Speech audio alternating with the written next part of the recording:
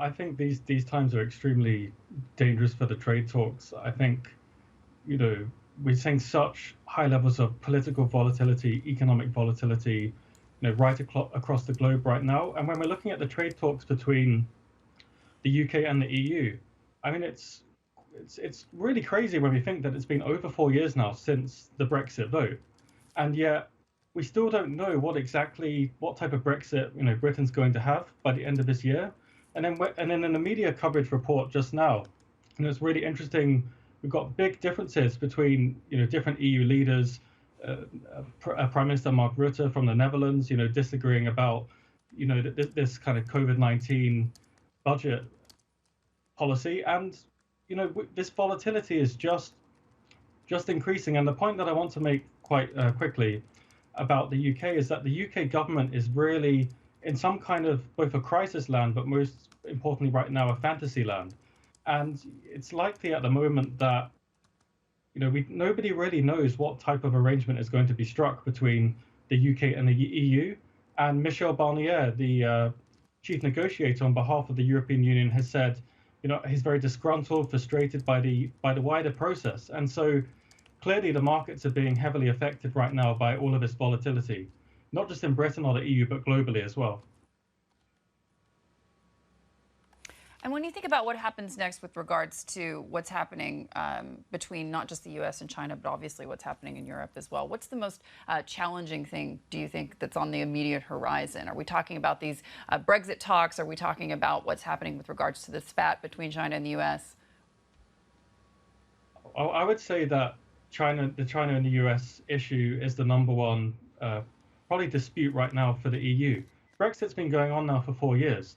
I mean, Brexit is significant economically and politically for the EU, but there have been signs from the EU lately amongst the EU leadership and hierarchy that, they just want to get Brexit done now. With COVID-19, the great difficulties this has caused in countries such as Spain and Italy, I think really on the EU's policy agenda now is to try and get the overall economy working. And of course, Brexit has been a thorn in their side for the last 4 years. But at the same time, the US kind of China dispute that we're seeing right now, of course, is one of the most important issues. If we can put it simply, it can be seen as of higher importance and also superior to the Brexit negotiations at the moment, because it's affecting the overall global markets and it's having a much more volatile effect, arguably, than Brexit. What would a no-deal Brexit mean then come the end of the year? Probably a lot less now, given the state of economies in the UK and also Europe than, of course, 6 months ago. Yeah, so I would say a no-deal Brexit, really, it will be a bit of a chink in the EU's armour. It would have a slight, negative economic effect for the EU 27 and the overall EU member states. But it's going to have a much bigger effect economically for the UK. And the reason why I say that is simply because, there's the recent media report of Japan saying that they're only going to give the UK around 6 weeks, to strike this trade deal. And Japan's also got an existing trade deal arrangement with the EU. So really, economically speaking, a hard Brexit's going to be incredibly damaging, yes, for some EU member states, but most importantly, for the UK. And of course, COVID-19 is an unprecedented, global crisis that, of course, the British leadership wouldn't have foreseen this to take place this year.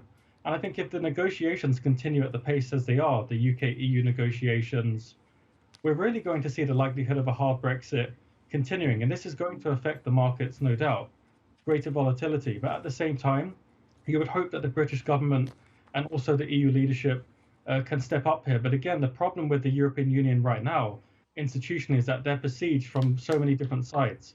The COVID-19 pandemic, what is our policy response to that, they would say. And at the same time, the EU would see Brexit. It's incredibly important. But when you look at the US-China disputes, the global markets, the EU, recovery initiative that they're debating in the upcoming summit, the EU is besieged from all sides by so many different crises.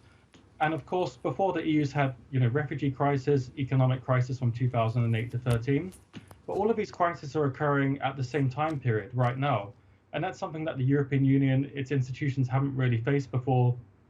And what we see from the European Union or EU study scholars would say is that the EU's multi-level governance framework really makes it very difficult to get unanimity to get, a 100% approval from different member states, for example, on how we can get a bailout, for not just a bailout, but for the COVID-19 policy package. We see the Netherlands, Northern European countries like Sweden also disagreeing.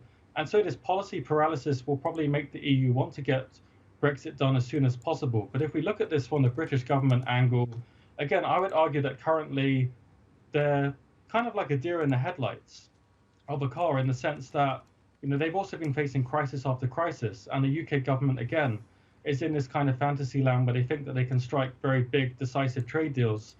But of course, Australia, for example, Canada, they might be looking to sign a trade deal with these countries. But again, trade deals are incredibly complex. And we have to take a step back again and realize that Britain's not struck a trade deal on its own for over 40 years. And modern trade deals are also complex. And that's why, again, it's very difficult, for the UK to be going alone at the moment. And of course, fast forward again, 4 years from Brexit, this is a very long time since. Nobody could have predicted that, there would be this kind of economic crisis across the Europe again, or indeed the COVID-19 situation.